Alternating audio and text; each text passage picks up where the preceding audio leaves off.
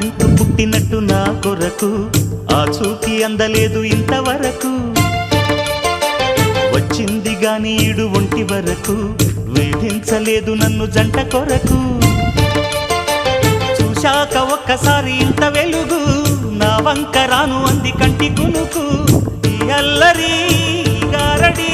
నీలీల అనుకోనా నీ పేరు ప్రేమ అవునా ఇవాళే నిన్ను పోల్చుకుందా